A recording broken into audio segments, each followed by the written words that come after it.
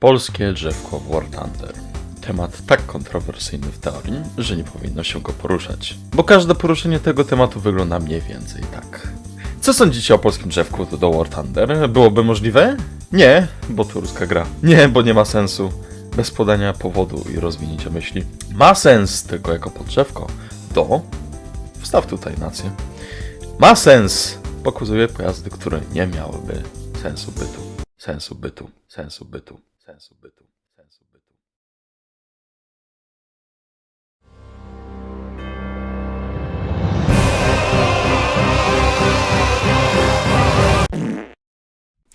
I tak dalej.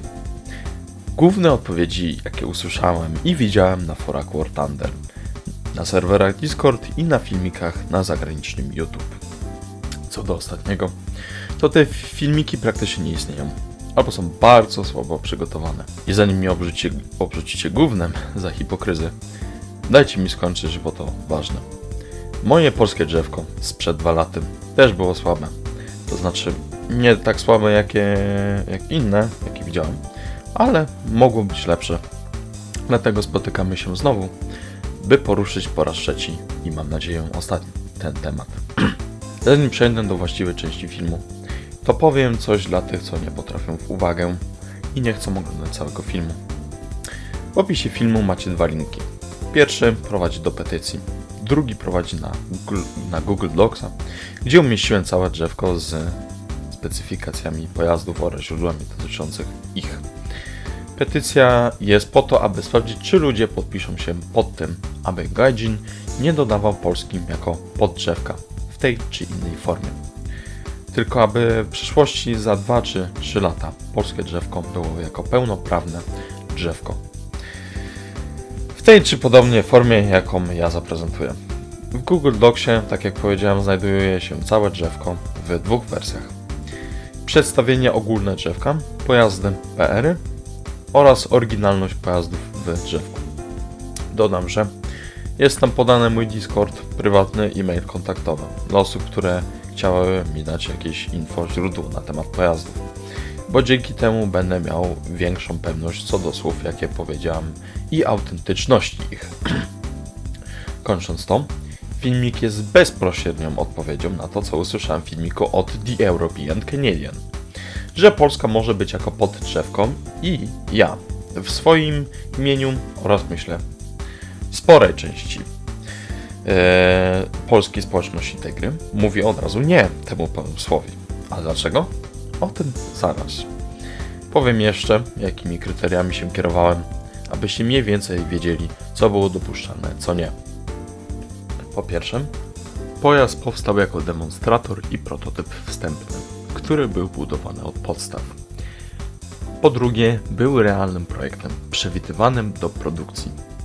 Po trzecie, pojazdy premium są pojazdami szczególnymi dla Polaków, wiążące się z głębszą historią albo są inaczej działającymi pojazdami drzewkowymi, np. Krab UPG.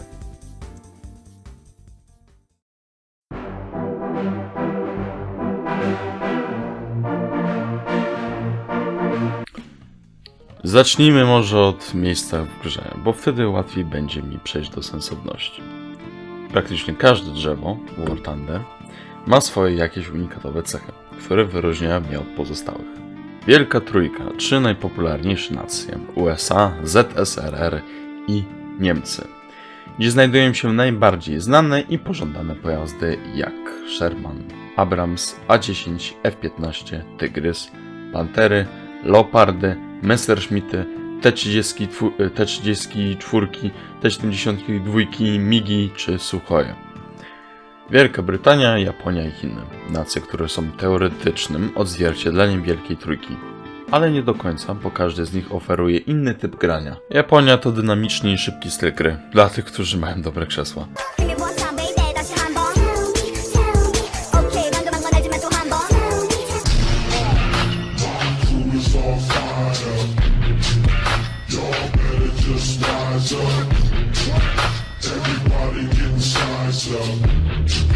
Chiny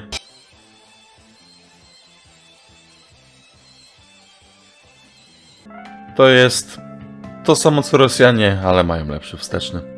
Wielka Brytania. Do 9-3 jesteś tym, który jest często wybierany do bitew przez swoje armaty, ale potem jesteś raczej z tyłu przez swoją dynamikę. Włochy i Francja to dwie nacje, o których nikt nie chce wspominać, bo najczęściej gracze, którzy nimi grają, mają lepsze statystyki od pozostałych. Włochy Speed is good for business. i brak pancerza, ale za to zestaw kas jest solidny. Francja. Mimo gorzkiego początku, to reszta drzewka jest bardzo przyjemna, zwłaszcza 6.7 do 8.0 i są to dynamiczne maszyny. Szwecja to nacja z bardzo specyficznymi pojazdami, których raczej nie chcę spotkać. Dla przykładu Delat Thorn, Bakan, IKV-91, STRV-122B+, Wigen i Gripen. Jest pod raczej mało skillowy styl gry, bo większość pojazdów jest idiotoodporne i ma trollowy pancerz. Izrael.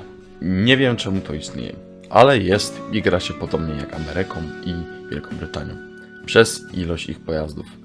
Zaś topka wymaga od ciebie raczej dużo myślenia, bo silnik z przodu prowadzi do innego stylu gry. A więc jaki styl gry oferowałoby polskie drzewko? W dużym uproszczeniu byłoby to połączenie chińskiego z włoskim, ale nie do końca, bo widzicie, w całym moim drzewku są 174 pojazdy. Naziemnych 90, lotniczych 84. I uwaga, słuchajcie tego. Jest 87 unikatowych i oryginalnych pojazdów. I 87 skopiowanych i nie różniących się od oryginału. Wychodzi na to, że polskie drzewko w tej formie jest na tyle unikatowe, aby miało swój własny styl gry. Ale też musi polegać na stylu gry innych nacji, jak np. ZSRR czy Wielka Brytania. Bo naziemki od rezerwy do 2.3 miałyby swój własny styl gry. Od 2.7 do 5.7 musiałbyś grać jak ZSRR czy Wielką Brytanią. A od 6.0 wzwyż byłoby to lekkie połączenie ruskiego stylu gry z dodatkiem znacznie dynamiczniejszych maszyn, w tym kołowych. A sama topka oferowałaby najbardziej unikatowy styl gry chyba w tej grze, ponieważ PT-91M2A2 to PT-91 twarde z dodatkowym pancerzem i 1000 do 1200 konnym silnikiem z wstecznym, co teoretycznie prowadziłoby do tego, że byłby T-72P3 z wstecznym. Leopard 2PL M1 to to samo co Leopard 2PL, tylko że tutaj wolałbym, aby strzelał polską amunicją, ale w swoim stylu gry byłby taki sam jak ten niemiecki. K2 Gapfiller to ten pojazd, który mógłby stać się nową metą przez swoją dynamikę, działo i pancerz. WWO Wilk 120 grałoby się podobnie jak Centauro 120. WPB Anders miałby podobny styl gry do AGS przez swoją bezzałogą wieżę, z tym, że miałby 629 mm przebicie pancerza na pocisku. A Poprad byłby ciut gorszym typem 81C, bo zasięg rakiety jest o 2 km słabszy. W lotniczych sprawa wygląda inaczej, bo większa część drzewka jest zbudowana z alianckich i radzieckich maszyn. I tak naprawdę 3/4 tej części tego drzewa byłaby podporządkowana stylowi gry tamtych nacji, oprócz rezerwy do 3.7. Są oczywiście maszyny, które oferowałyby inny styl gry, jak np. Iryda. Samolot szkolno-bojowy, który kształtem przypomina Su-25 i ma 2 razy słabsze silniki od niego i mniej uzbrojenia, zaś potrafi przenosić 2 R-60 oraz potrafiła przenosić zasobnik ze środkami zakłócającymi. Albo FA-50GF, które nie posiada radaru, zaś duży wybór podkas, a zwrotność się potrafiłaby porobić F-16. A FA-50PL to jest to samo co poprzedni, z tym, że ma radar i w teorii potrafiłoby przenosić amramy. Więc styl gry byłby unikatowy w swojej nieunikalności. Niektórzy mówią też, że Polska powinna być poddrzewkiem do Niemców czy ZSRR, bo jeszcze nie widziałem, aby ktoś stwierdził, żeby Polska była na przykład poddrzewkiem Chin. A więc, które z tych propozycji ma najwięcej sensu? Teoretycznie ZSRR, bo byłaby wtedy jedna linia zrobiona z może 2 polskich czołgów, a reszta to T-34, T-54, T-55, T-72, PT-91 i wtedy może by coś powstało, ale i tak 7 na naziemkach musiałoby być, więc jako, że poprzednie pojazdy miały automat ładujący, to 11.7 też musiałoby mieć automat ładujący, patrząc z logiką Gaijina. Czyli K2 Gap Filler byłoby topką. A samoloty to byłby taki miszmasz, bo byś zaczynał polskimi samolotami, przechodził w Jaki, następnie Migi, ale jako, że wkurwiłoby to sporo ludzi, bo ruskie drzewko, polskie pojazdy, to raczej nie. Już Ukraina powinna mieć tam swoje podrzewko. Блядь, я люблю, сука, Украину, не надо, блядь! Tam, bo była częścią ZSRR, jakby nie patrzeć, zresztą jak pozostałe republiki. To może do Niemców jako podrzewko? No też nie, bo z Niemcami mamy tyle wspólnego, ile Konrad Mazowiecki z Krzyżakami. Chodzi o to, że jedyne co wspólnego mamy z niemieckim przemysłem zbrojeniowym wspólnego, to to, że przejęliśmy podczas II wojny światowej parę ich czołgów, kupiliśmy od nich Leopardy 2, 4, A5, a potem wraz z nimi modyfikacje do 2.4, tylko że nie do końca, dogadaliśmy się o to i musieliśmy zrezygnować ze współpracy z nimi na rzecz własnej modyfikacji do 2.4.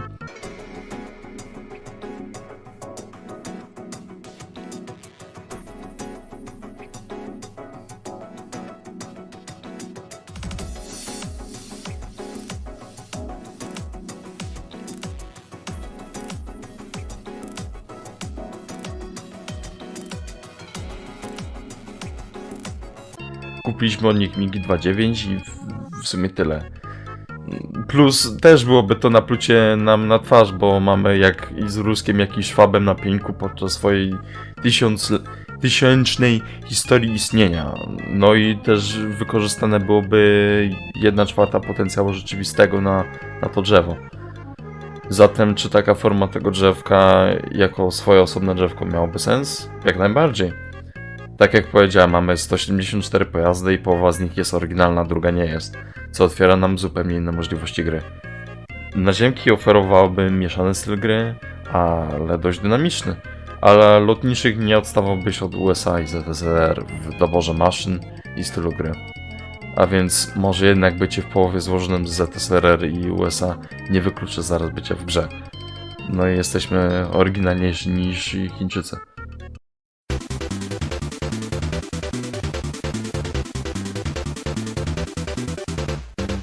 Dosłownie w momencie, kiedy byłem w połowie edytowania fragmentu o BWP-ach, technikalach naszych oraz generalnie naszej linii twardych, doszły nowe BR-y. Więc uznajmy, że wszystkie czołgi, jakie podałem tutaj, ja je poprawię w edytowaniu, ale będę mówił zupełnie inne BR-y, dlatego że nie chce mi się przykombinowywać i jeszcze raz nagrywać całego głosu na akt drugi. Także sorry, no za dużo się napracowałem i teraz nie będę poprawiał, dlatego że Gaijin w międzyczasie zmienił kompletnie cały top tier. Także BR-y pozmieniam, będą do aktualnych, ale będę mówił zupełnie co innego, dlatego przy tych, które się nie zmieniły, będę nie dawał tam gwiazdki, a przy tych, które się zmieniły kompletnie, bo nowa jest topka, to będę dał gwiazdkę, żebyśmy byli jasno i wyraźnie, żeby było wszystko jasno i wyraźnie wytłumaczone, dlaczego jest tak, a nie inaczej. Nasze drzewko, tak jak wspomniałem, jest 50% oryginalne, co tak naprawdę daje spore miejsce do popisu pojazdami, jakie inne nacje nie mają. Dla przykładu, najdłuższa linia Technikali. Technikal to improwizowany pojazd wojskowy, najczęściej cywilny samochód terenowy z nadwoziem pick-up przystosowany do działań bojowych. Składająca się na polski Fiat 621L na 1.3, podwozie ciężarówki polski Fiat z armatą 75 mm, WZ 1824 przystosowane do roli działa przeciwlotniczego. Nie wyklucza roli niszczyciela czołgów. Robur ZPU-2 na 2.7. Podwozie ciężarówki Robur 1800 z podwójnymi sprężonymi ze sobą CKM-ami 14,5 mm ZPU-2. Hibneryt 5.0. Podwozie ciężarówki Start 266 z ZU-23-2 na tyle. Hibneryt 3 7.3. Podwozie ciężarówki Star 266M z ZU-23-2K, czyli termowizja i namierzanie optoelektroniczne. VS Horat Jelcz 7.7. Podwozie ciężarówki Jelcz P662D 43 z 35 mm armatą AG35, termowizją i namierzaniem optoelektronicznym. Pilica Jelcz 9.7. Podwozie ciężarówki Jelcz 442-32 z Żur 23 2SP Jodek i pociski Grom 2+4, Grom albo Grom M, termowizja, namierzenie optoelektroniczne. Najdłuższa linia BWP-ów składająca się na BWP 95 na 6.7. BWP z nową wieżą od Huta Stalowa Wola, która została uzbrojona w działa bezodrzutowe SP9 kalibru 70 mm, działa automatyczne 2A14 kalibru 23 i karabin maszynowy PKT oraz pancerz Cerala. BWP 1 na 7.7, oryginalne BWP bez pocisku konkurs. BWP 2 na 8.7, BMP-2 w polskiej armii. BWO 40 na 9.0, podwozie Opal z własną wieżą oraz 40 mm automatyczną armatą Boforsa. BWP 40 9.3, to co powyżej tylko na podwoziu BWP 1.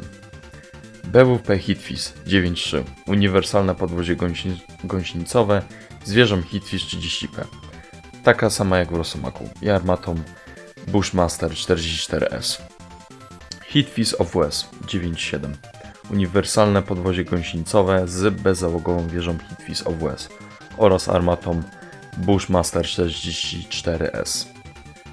BWP 2000 10.0, podwozie ciągnika artyleryjskiego Sumkarina z wzmocnioną przednią płytą, z wieżą od Bumar-Łabędy, armatą Otto Breda 60-70 i dwiema wyrzutniami TOW-2 po bokach wieży. BWP Borsuk 10.3, nowo skonstruowane BWP z wieżą ZSSW-30, armatą Bushmaster S-2 oraz podwójną wyrzutnią PPK Spike na boku wieży. BWP Anders 10.7, konkurencyjna konstrukcja do Borsuka, charakteryzująca się lepszym pancerzem kadłuba i mocniejszym silnikiem, wieżą Hitfis 30P z dwiema wyrzutniami PPK Spike po bokach wieży. Nasze samoloty nie byłyby szczytem technologicznym oraz znacznie nie różniłyby się od innych dwupłatów i jednopłatów. Jedyna znaczna różnica byłyby to armaty 20 mm oraz bardzo wysoka zwrotność. Nasze pierwsze jednopłaty nie były demonami prędkości, miały dobrą awionikę i były dość zaawansowane jak na górnopłat. Jeśli chodzi o samolot PZL-50 Jastrząb 1 i 2, to wiemy, że istniał. Wiemy, jaki miał silnik, jakie miało uzbrojenie, ale jedyne czego nie wiemy to wymiar i wygląd skrzydeł. Są szkice rekonstrukcyjne, ale nie wiemy, czy to starczy, choć jako argument przytoczę samoloty japońskie oraz ich czołgi, które albo nie były ukończone, albo były tylko na papierze, albo po prostu dodano do nich całą historię. Więc dałoby się wcisnąć oba Jastrzębie bez przeświadczenia, że samolot nie był prawdziwy. Jeśli mamy mówić o pojazdach, które różnią się od swoich pierwowzorów, to należy wspomnieć o rodzinie czołgów twardych. Pierwszy czołg z tej rodziny to T-72M2D, znany też jako Wilk. Był to pierwszy prototyp PT-91 twardy. Pojazd był obłożony kostkami Erawa-1, został dodany system ostrzegania wiązki laserowej Obra-1 oraz został wymieniony silnik 850 koni mechanicznych. W tym samym folderze znajduje się T-72M1Z, czyli T-72M1 sprowadzone do standardu PT-91 twardy. Oznaczało to wymianę silnika, armaty, pancerza kompozytowego, SKO oraz zamontowanie systemu ostrzegania wiązki laserowej Obra-2 oraz kostek Erawa-1 i 2. Następnie jest sam PT-91 twardy. W odróżnieniu od dwóch pozostałych ma dostęp do nowocześniejszej amunicji polskiej produkcji. Choć należy wspomnieć, że M1Z też mogło strzelać tym pociskiem. Co do pocisku dla naszych T-72 i PT-91. Nasze T-72 używa standardowej amunicji do T-72. 3BM9, 3BM15. Co do 3BM22 nie ma nic wspomnianego, ale można to podciągnąć, aby nie komplikować. W końcu każdy T-72A i M1 ma ten sam pocisk w grze. I nasze T-72M1 oraz T-72M1R mogą używać wymienionej powyżej amunicji. Chyba że Gadzin będzie chciał dać T-72M1R, czyli T-72M1 z termo, pocisk, o jakich wspomnę, w co wątpię. Nasze PT-91 używają, a przynajmniej miały używać nowszej amunicji do 125 mm armaty. Miały, ponieważ nie ma nigdzie napisane, że doszło do przetargu na pocisk Pronit czy Ryś. Ani na izraelski CL-3579 Mark II. Polska nigdy nie dostała pocisku 3BM42 do swoich czołgów, ani podczas komuny, ani tym bardziej po niej. Dlatego w roku 2001 zaczęto szukać zastępstwa na przestarzałe 3BM15 i padło na izraelski pocisk przy kupnie spajków. Według danych pocisk CL-3579 miał nieco lepsze parametry przebicia niż 3BM42. Na domiar wspomnę, że penetracja pocisków WT jest mocno zmniejszona co do realu, jakby ktoś tego wcześniej nie ogarnął. Bo wtedy takie mango miałoby 500 mm przebicia na 2000 metrów przy 60 stopniach, także Gadzin sam to sobie obliczy i sam stawi swoje własne liczby. Więc logiką Gadzina przebicie CL byłoby na poziomie od 460 do 480 mm na 10 metrów. Przebicie Pronita byłoby na poziomie 480 do 500 mm na 10 metrach, zaś Rysia, czyli Pronit M z rdzeniem kompozytowym 580 do 600 mm na 10 metrów, albo podobnie co do 3BM60. A, jeszcze jedna rzecz, bo mnie w tym Elbrus uświadomił. Te nowsze PT-91 to jest T-72M1Z. Tutaj macie zdjęcia. Bliżej nas jest T-72M1Z, a zaraz za nim oryginalne PT-91. A tutaj jest mocowanie do Erawy na PT-91, a tutaj na T-72M1Z. Także tak naprawdę kolejne maszyny, o jakich wspomnę, to są T-72M1Z. Ale uważam, że T-72M1Z wygląda lepiej z tak ułożoną kostką. PT-91M2A1, A2 to dwie propozycje zmodernizowania twardego. A1 posiadała 850-konny silnik jak pozostałe twarde, ale większy zasób granatów dymnych i celownik dowódcy typu Hunter Killer z integrowanym CKM-em. A2 posiadał 1000-konny silnik, panoramiczny peryskop dowódcy Hunter Killer oraz silnik w układzie Powerpack z lepszym wstecznym. 33 km wstecz i 70 km przód. Jeszcze jest PT-91M Pendekar, czyli eksportowany PT-91 do Malezji. Pendekar posiadał nowy 1000-konny silnik w układzie Powerpack, który rozpędza go do 65 km na godzinę i do 20 km wstecz. Zamontowany nowy stabilizator armaty, nową słowacką armatę, nowe SKO oraz celownik termowizyjny. W swoim wyglądzie bardzo przypomina podstawowe T-72M1Z, z tym, że jest po prostu przebudowane T-72M1Z z powyżej wymienionymi bajerami. Byłby szybszy, dynamiczniejszy, ale w opancerzeniu praktycznie taki sam jak pozostałe PT-91. Jeśli mowa o niskich BR-ach, można by doszukiwać się jakiegoś efektu wow w naszych pierwszych czołgach, ale prawda jest taka, że niskotierowe pojazdy mają bardzo podobny styl gry, bo dzieją się na 3 kategorie: szybkie, twarde i mocne działo. Nie ma co tu dużo mówić, my mamy szybkie, bo jakby nie patrzeć 4TP, 7TP, 9TP, 10TP i TKS-y były szybkie. No 7TP to nie demon prędkości, ale ma mocny silnik i raczej nie będziesz ostatni na punkcie. Więc co gdyby nasze drzewko byłoby dodane, miałoby czym się popisać od innych nacji? Uważam, że tak. Obie części drzewka nie byłyby nudne. Maszyny kopiówkę, jakie mamy, są uznawane za jedne z lepszych, na przykład T-34, każdy wariant, Sherman 5, Jak 3, Jak 9P, Tu-2S czy F-16C-D. Drzewko byłoby ciekawe i przez większość czasu nie nudziłbyś się, bo wymagałoby od ciebie zmiany stylu gry.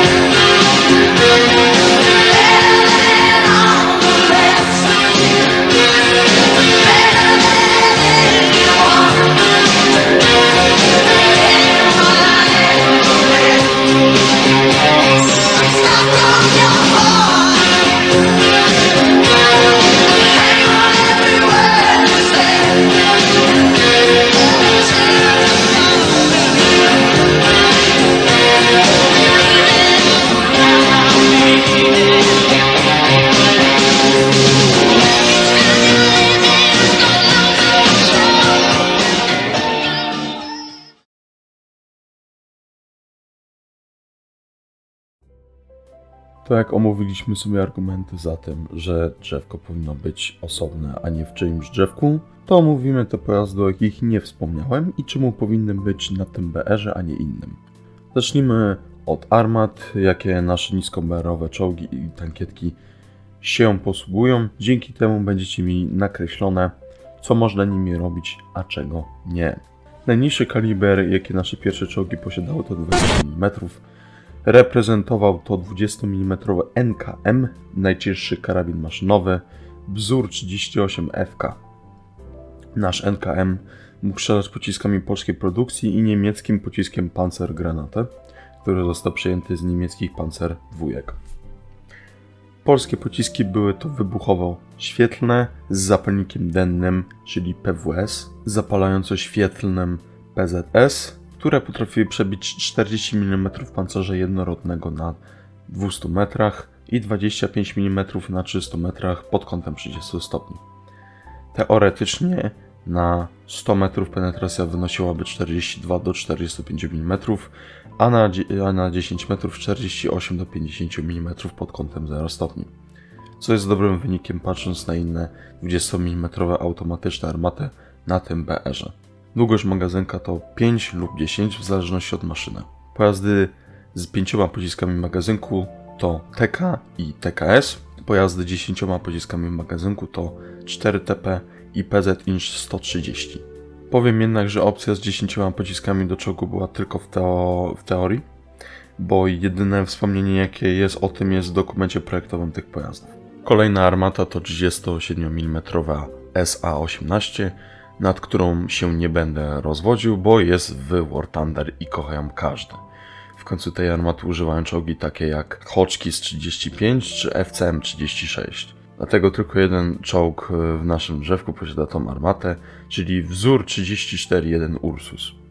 Następna armata w tym samym kalibrze to wzór 37, wersja czołgowa armaty holowanej wzór 36. Armata wzór 37 strzelała pociskami APT, APHE i HE. Odnośnie przebijalności pancerza dane są rozbieżne. Dwa polskie źródła mówią, że penetracja na 500 metrów wynosi 48 mm lub 40 mm, oba pod kątem 0 stopni, a według szwedzkiej i fińskiej instrukcji na 500 metrów przebicie wynosi 33 mm pod kątem 0 stopni. Jeśli miałbym strzelać, które dane są najbardziej prawidłowe, to jest to źródło numer 2. Jest to dokument wydany w 1982 roku przez MON.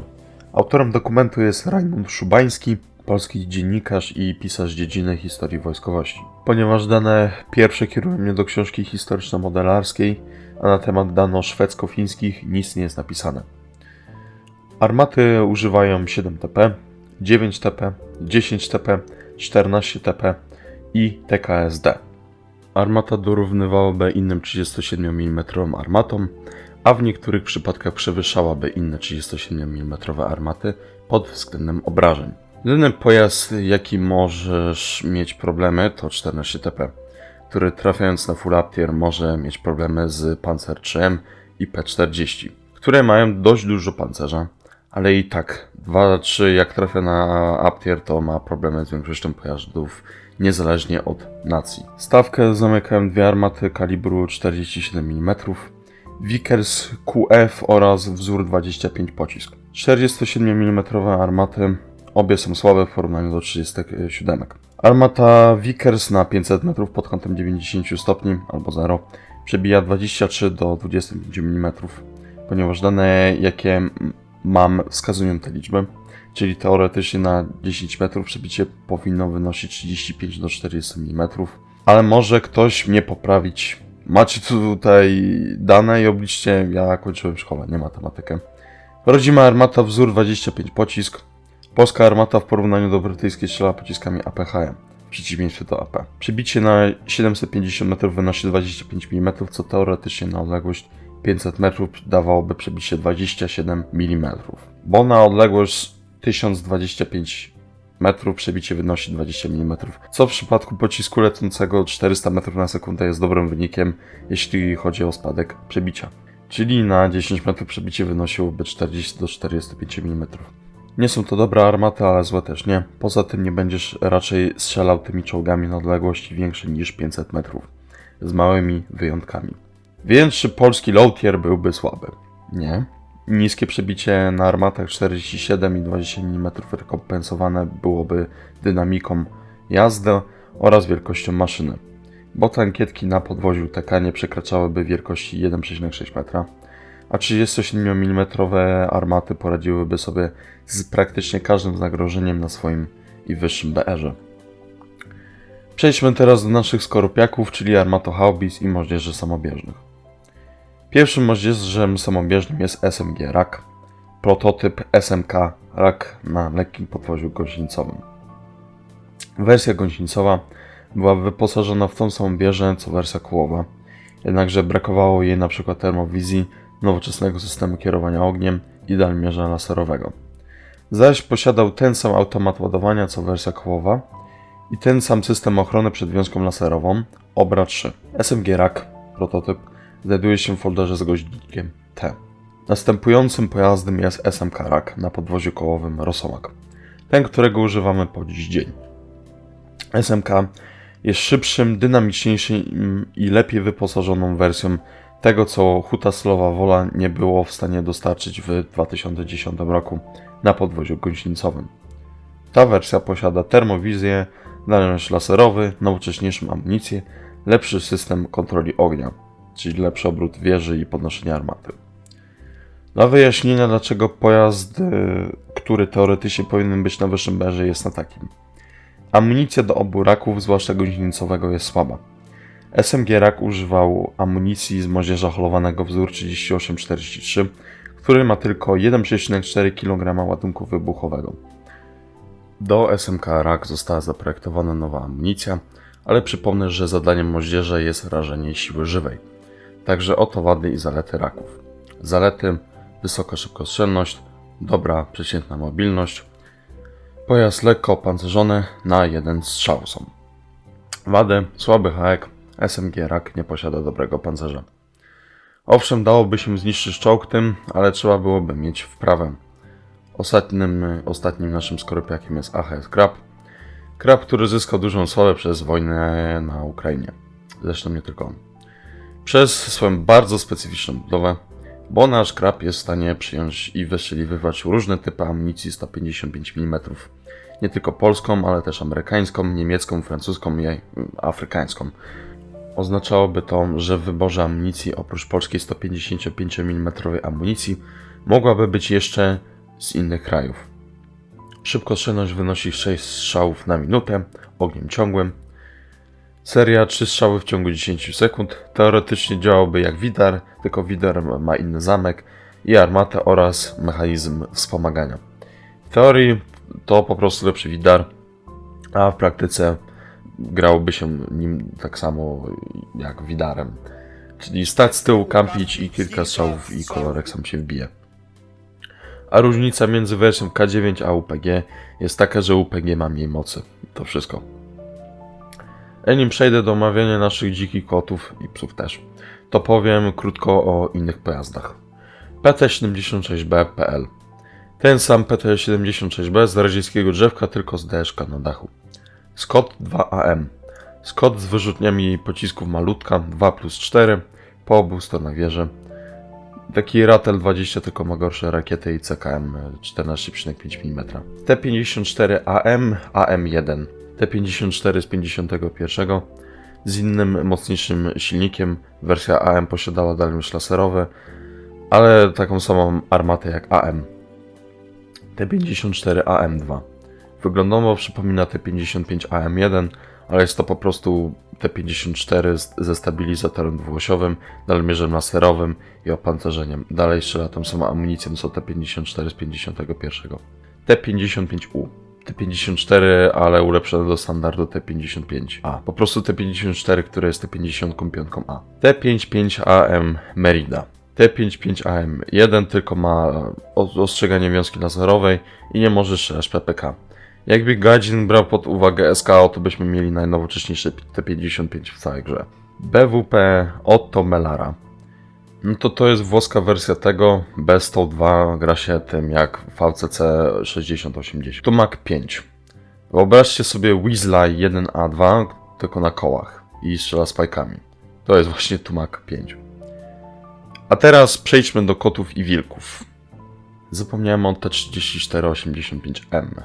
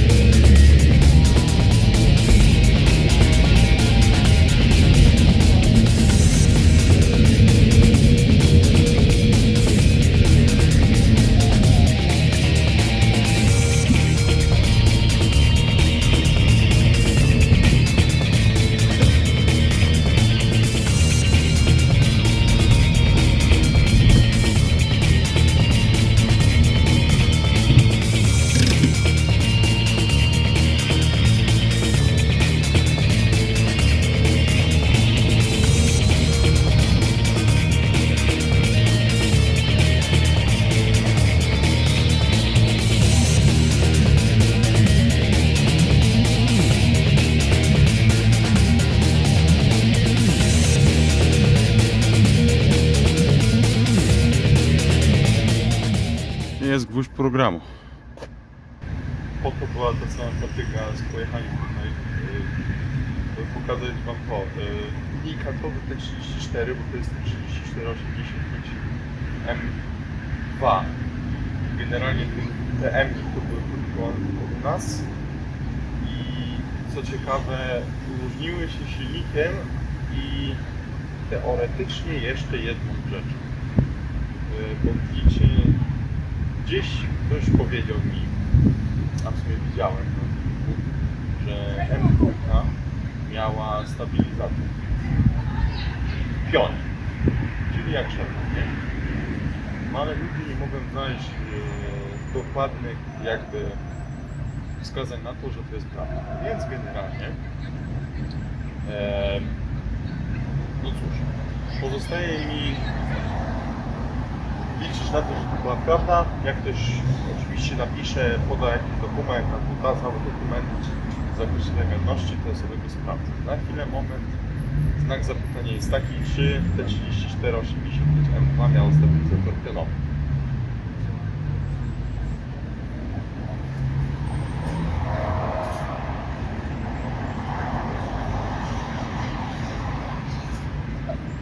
W pozostałych aspektach generalnie byłbyś jak ten zwykły rosyjski T3485 z 5.7, tylko że masz czteroosobową załogę, ale generalnie mocno silnik, no i tak z takich bajerów, takich gajki zwraca uwagę do tego wszystkiego. I ze środka wam nic nie pokażę, bo to jest wydmuszka. To teraz, jak omówiliśmy sobie wszystkie pozostałe pojazdy, to przejdźmy teraz już na pewno do naszych dzikich kotów i generalnie zwierząt. VS Horat Rosomak. Krótko i zwięźle. Wieża najpewniej z projektu Cormoran 2 oraz armatą AG35 i te same bajery co VS Horat Jelcz. Plusem jest podwozie KTO Rosomak i opancerzona wieża w przeciwieństwie do Jelcza. KTO Ryś. KTO Ryś był projektem zmodernizowania Scotta do nowych standardów NATO. Jedną z wersji proponowaną do wdrożenia była wersja E8 z 30 mm armatą Mark 32 oraz wspomnianą wieżą E8. Jeśli nazwa armaty mówi wam coś, to dobrze, bo to jest poprzednia wersja armaty z Pumy.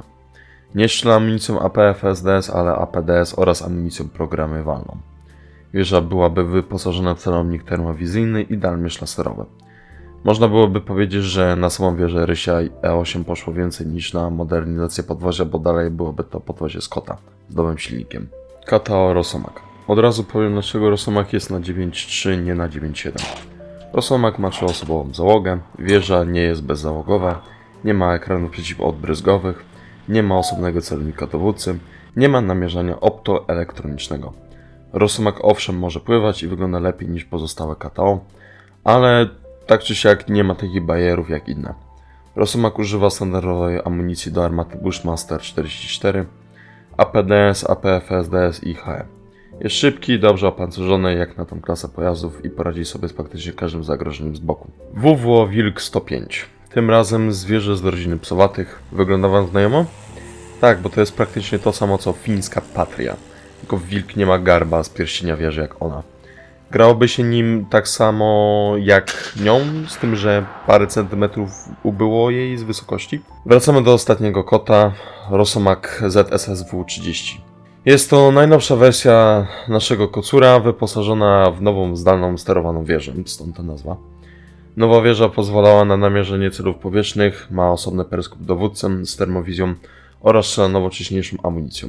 Dodatkowo na boku wieży jest zamontowana wyrzutnia PPK Spike LR 2+4. Styl gry podobny do oryginalnego, z tym, że teraz masz odpowiednie uzbrojenie przeciwczołgowe. Ostatnim dzikim zwierzem na tej liście jest WWO Wilk 120. Mówię o wersji z MSPO z 2017, tą z wieżą od Centauro, bo w wersji tego wilka było 3. Z MSPO 2015, z MSPO 2016 i z MSPO 2017. Wersja pierwsza miała wieżę Cockrelli XC120P. Wersja z 2016 tą są wieże, tylko inny hamulec wylotowy, a wersja z 2017 miała wieżę Hitfag Mark II, wieża od Centauro MGS. Wyglądowo przypomina przerośniętą Patrię, strzela tą samą amunicją co Centauro MGS i ma praktycznie tą samą wieżę co on, ale jest wyższy. Generalnie byłbyś mocniejszym wilkiem 105, jesteś praktycznie tak samo widoczny jak on, ale strzelasz jeszcze mocniej. I tak w tym momencie jestem w kropce, bo równie dobrze Gadzin mógłby wybrać wersję z Cockrelli, a czy by coś to zmieniło? Wyglądałoby lepiej i miałoby automat ładujący jak CV90-120 i generalnie byłbyś jeszcze bardziej denerwujący niż Centauro MGS czy Patria 105. To byłoby na tyle z kocurów, wilków i innych zwierząt. Przejdźmy teraz do Samobieżny PZA! Mówiłem linię naszych technikali rozdział wcześniej, ale teraz omówię już takie wyglądające na współczesne peloty zestawy. PZA Loara. PZA Loara to jedyna pelota z radarem w całym naszym drzewku. Jest na zmodyfikowanym podwoziu T72 albo PT91. Ma 1000 konny silnik, wieżę przypominającą tą od Geparda i uzbrojona w te same armaty co Gepard i spółka. Generalnie byłybyś kolejną odsłoną Geparda, z tym, że my poświęciliśmy czas na budowę nowej wieży zamiast wykorzystywać już własnej. SPZA Stalagmit i SPZA Sopel. SPZA Stalagmit to był prototyp działa samobieżnego na podwoziu Opal oraz dedykowaną wieżą od Huta Stalowa Wola. Amunicja była zwiększona do 250 sztuk razy 2 plus 1200 w zapasie do 2 armat ZU-23-2. Dodam, że armaty były chłodzone cieczą. Stalagmit miał dodatkowo 2 plus 6 sprężynych z armatami wyrzutnie strzała 2M. Sam pojazd nie posiadał żadnej możliwości namierzania i polegał wyłącznie na celownikach z armat ZU-23-2. Jedynym plusem na Loaram jest wyrzutnia strzała 2M. SPZA Sopel jest to ulepszona, lepiej wyposażona wersja Stalagmita. Nowy prototyp miał inną wieżę, nowy system optoelektroniczny i 4 pociski Grom zamiast strzała 2. Osadzono go na podwoziu Opal 2, który silnik był mocniejszy, bo dawał maszynie 300 koni mechanicznych napędu. Sopel był wyposażony w termowizję, damierz laserowy oraz jak Stalagmit był amfibijny. Stalagmit jest gorszy od Loary pod względem wyposażenia, musisz polegać wyłącznie na swoich oczach i refleksie. Sopel ma już możliwość namierzenia celów i ma nowocześniejsze pociski Grom, dzięki czemu zamiast 3 km masz 5,5 zasięgu namierzenia. Ogólnie Stalagmit byłby gorszy ZSU 23-4M4, zaś Sopel byłby porównywalny do np. Geparda 1A2, ale bez radaru. ZSU 23-4MP biała. To jest ostateczny boss szyłki. Dalej, lepszego ulepszenia nie dał się zrobić, bo wtedy szyłka przestanie być szyłką. Polska modernizacja radzieckiego ZSU 23-4 polegała na wymianie radaru na system namierzenia optoelektronicznego, zmodyfikowanie systemu kierowania ogniem oraz zamontowanie nowych armat umożliwiających strzelanie amunicją APDS. Dodatkowo została zamontowana wyrzutnia PPZR Grom. Biała jest w stanie namierzać cele w dzień i w nocy na odległość do 10 km. SPZR Poprad to ostateczny zestaw przeciwlotniczy w naszym drzewku. Jest na kołem podwoziu żubr, może być wyposażony w pociski Grom lub Grom M, czyli piorun. Pioruny mają zasięg do 6,5 km i są jednym z najbardziej odpornych na zakłócenia pocisków typu Manpads. Są jedne z najszybszymi i mają dość duże przeciążenie jak na ten typ pocisku, bo 20G. Poprad przynosi 4+4 głowice wybranego pocisku, ma dalmierz laserowy, namierzenie optoelektroniczne oraz termowizję. Jest na 11.0, ponieważ nie jest to szczytna pelota, która ma nie wiadomo jak duży zasięg, ale nie jest też słaba. Ostatnie dwa pojazdy to Andersy z pełnokalibrowymi armatami. Anders 105 i WPB Anders 105. Powiem wprost, grałoby się nim identycznie jak CV90-105, bo to jest identyczna wieża, ta sama armata i ten sam automat ładujący. Z tym, że nasza wieża jest uboższa i nie jest taka sama jak Szweda. WPB Anders 120. Jest to jedna z ostatecznych wersji proponowanych dla Andersa. Podwozie UPG z 120 mm armatą i automatem ładującym sprawiało, że ta wersja miałaby czołgiem lekkim, nie wozem wsparcia piechoty, jak poprzednie propozycje. Wieża byłaby bezzałogowa, pozwalałaby na bycie dobrym czołgiem do strzelania za osłony. Automat ładujący dostarczałby pociski co 5 sekund.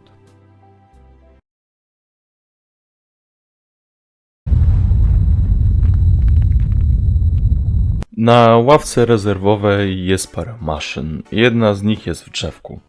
FA50PL, bo wiemy o niej więcej niż o K2PL. FA50PL miałoby to do siebie, że w przeciwieństwie do poprzedniej wersji miałoby radar i mogłoby przynosić amramy. W teorii, bo takie dane zostały podane tej modyfikacji. Ktoś narzeka, że M1A1 FEP jako premka? Cóż, spokojna twoja rozczochrana, mam na to rozwiązanie. Drzewkowy M1A2 SEP3. Ale to tylko wtedy, gdy USA dostanie go dla siebie. Pewnie by to drastycznie wpłynęło na WN8 naszego drzewka, w końcu Abramsy są głównym powodem niskiego WN8. Generalnie nie pytajcie mnie, gdzie miałby być, w jakiej linii, może po WPB Anders? Trudno mi powiedzieć, nie ja to chciałem. Zmusili mnie trochę do dodania go tutaj.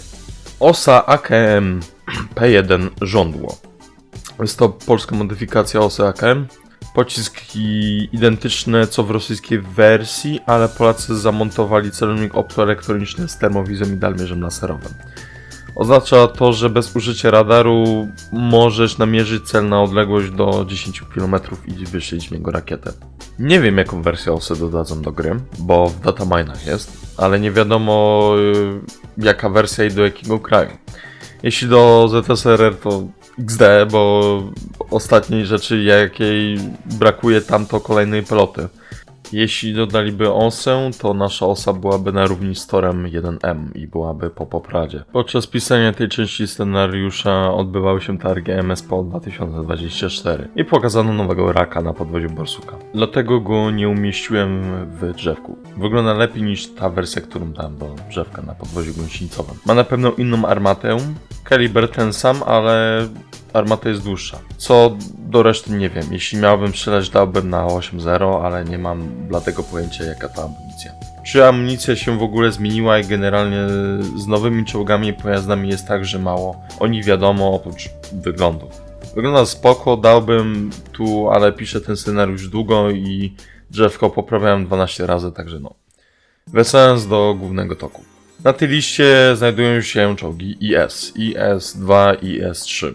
Oba czołgi były w naszej armii, ale problemem nie jest to, czy one były, tylko czy one mają sens w tym drzewku. Bo jak widzicie, nasze linie czołgów są dość ścisłe i nie ma za dużo miejsca na dodawanie nowych maszyn. Bo nie dość, że przechodziłoby się z czołgu ciężkiego do średniego i potem znowu do ciężkiego, to jeszcze balans oryginalności zostałby zachwiany, a 50-50 jest dobrym wynikiem. Jak na państwo, co nie ma takiej gospodarki przemysłu jak pozostałe. Co do maszyn, które są już w drzewku, to możecie mieć pewne zastrzeżenia do Rudego 102 i pewnie Chwata. Ja też miałem, ale potem stwierdziłem, sporo inne nacje mają pojazdy, które są już w innych drzewkach i nie są oryginalne w jakiś specjalny sposób. Czemu my nie możemy mieć unikatowo nieunikatowych maszyn w naszym drzewku? Tak, chwat i emblemat chwat jest już w grze, ale Rudy 102 nie ma jako emblemat wraz z odciskami dłoni. Nie ma też skina na Panterę GM, bij wroga jego własną bronią, która należała do pierwszego pułku piechoty. Znaczy skin jest, ale nie jako malowanie do zdobycia za fragi na przykład. I tak uważam, że jest to lepsze niż jebnięcie szachownicy na Panterę, bo to zrobić może sobie każdy, a ja poszedłem o krok dalej. Także tak, chwat może sobie zrobić każdy, ale rudego nie dam się, to samo z Panterą pierwszego pułku piechoty. Chwat jest tym samym co Hecer, choć w Powstaniu Warszawskim nie miała armaty, ale o tym nie mówimy. Ale stanowi pewnego rodzaju trofeum wojenne powstańców i jest ważne dla naszej historii. Rudy 102, cóż, jest to czołg kultowy dla myślę, że większości fanów historii. Był to program propagandowy, ale przedstawiał losy polskiej załogi w kultowej maszynie. I niezależnie jak bardzo propagandowe to było, jest to część naszej historii. No i jest jeszcze Panzer 4J, które było używane jako trofeum wojenne w II Brygadzie Warszawskiej. No i to wszystko z ławki rezerwowej oraz wyjaśnień maszyn, nad którymi się zastanawiałem, czy dodać, czy nie. Jak widzicie, da się skonstruować polskie drzewko, które ma sens i nie jest zrobione z papieru, a jedynie co je trzyma to trytytki. To nie jest też drzewko, które trzeba nie wiadomo jak wiele włożyć pracy, aby skonstruować. Wystarczy chcieć. To drzewko jest przyjemne i graczom, i gadzinowi, ponieważ nie są to zupełnie nowe maszyny, przy których trzeba się uczyć grać od nowa. Są to praktycznie gotowce, przy których nie trzeba tworzyć nowych modeli od podstaw. Wiadomo, są pewne maszyny, które trzeba zrobić od nowa i je modelować, ale są też takie, przy których trzeba zmienić tylko wygląd, bo podstawka do nich jest. Na przykład PT91, mimo że to jest głęboko zmodernizowane T72, to jest to T72. Więc jedynie co trzeba zrobić, to zmienić statystyki pojazdu, stworzyć nowy model ery oraz parę aspektów wizualnych. Także to nie powinno być pracochłonne dla gadzina, aby to zrobić. Polska to jeden z wielu kandydatów na nowe drzewko do WT. Jest Czechosłowacja, Jugosławia, może i Korea w tej kolejce. Wiadomo, nie muszą dodawać nowych drzewek, ale prędzej czy później dojdzie do tego momentu, że będzie trzeba. Bo wiadomo, czołgi i koncepcje nigdy się nie kończą. ZSRR i USA i Niemcy mieliby kopalnie maszyn, które były, ale ich nie ma. Ale to nie jest tak, że cały świat kręci się wokół nich. Znaczy, kręci się w głównej mierze, ale ludzi to denerwuje i to widać. Wiadomo, w WT dojdzie do tego momentu, że będą super nowoczesne pojazdy, ale w najbliższym czasie raczej się nie zapowiada na nic więcej niż samoloty Geny 4. Także czy Polska w takiej konfiguracji jest sensowna? Jak na moje tak.